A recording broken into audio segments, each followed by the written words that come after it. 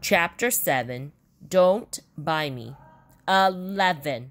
That's how many apples were lined up along the front of Mrs. Sims' desk, plus 2 pears, a banana, and a sandwich. And that's not counting Judy Billings' apple from yesterday, which Mrs. Sims took home last night. And one other thing, a gummy bear, a red one from guess who? One of the apples was from me. We sat in our seats staring at them. Mrs. Sims stared. We were remembering how mad she was when school ended yesterday. We were all flinching, waiting. And then it came. It started with a little wrinkle at her mouth. Then it went to her eyes. Then her whole face. Her cheeks bulged like tennis balls. Her neck got ropey. Her hand shot to her mouth. Oh my God. I thought, she's gonna barf. I inched back in my seat. Sure enough, something exploded from her, but it wasn't barf.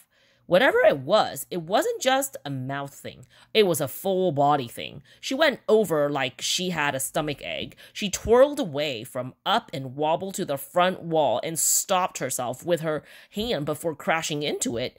When she turned back to us and took her hand away, I didn't recognize her face. It was blotchy and lumpy and red. Tears were coming down her cheeks. It was scary. Somebody peeped. Is she crying? Somebody else peeped. She's sick. Joey Peterson gave a snort. She ain't crying, dummy. She ain't sick. She's laughing. He was right. She was laughing. I never knew a teacher could laugh so hard.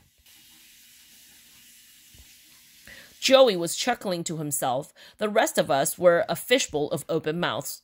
Finally, she started to calm down. She took deep breaths. I looked around. A couple kids were smiling, so I did too. But I was still afraid to laugh out loud. I had a feeling this might be a trick. She pulled a tissue from her box of Kleenex. She wiped her eyes and cheeks. She took a long, deep breath. She picked up the sandwich. It was plastic wrapped. She stared at it. She held it out to us. Okay, she said. What is this? Billy Umberger spoke. Corned beef. Mrs. Sims nodded. It looked like she was ready to bust out again, but she took a deep breath. She sniffed.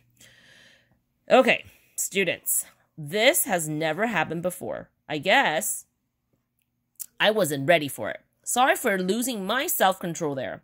Disgraceful example for my students. That's okay, Mrs. Sims. She turned to me and smiled. Because I was the only one who said it. I kicked myself in the ankle. Thank you, George, she said. Go, Georgie, I heard Joey whisper. I wanted you to know, said Mrs. Sims. She put down the corned beef sandwich and stepped away from the desk. So, we could all see the lineup again.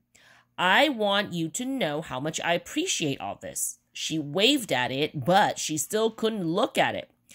But I have to make something clear to you. Very clear. Yes, you must earn your halo. But no, you may not buy your halo. I cannot be bribed. She looked us over. Can somebody tell me what a bribe is? One hand went up. Ian O'Hara's. Yes, Ian. It means when you pay money to somebody to make them do something you want. Mrs. Sims nodded. Yes, good, Ian. With one correction. A bribe doesn't have to be money. A bribe can be, she waved at the desk. Apples, or pears, or bananas, or corned beef sandwiches. A couple kids laughed at that. Or she picked up the candy gummy bear. She studied it for a minute, then popped it into her mouth. Everybody laughed. Joey fist pumped. Yes.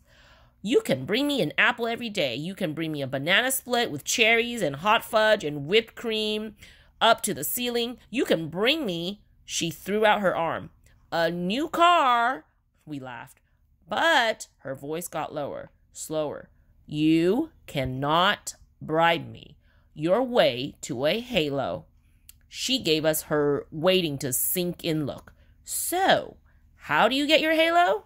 The class called back. Earn it. Lesson learned, student angels. Yes. Okay, so stop putting your energy into bribes. Put your energy into being good. Into doing good. Impress me. Don't buy me. She rooted in the desk in a desk drawer and came out with a plastic bag.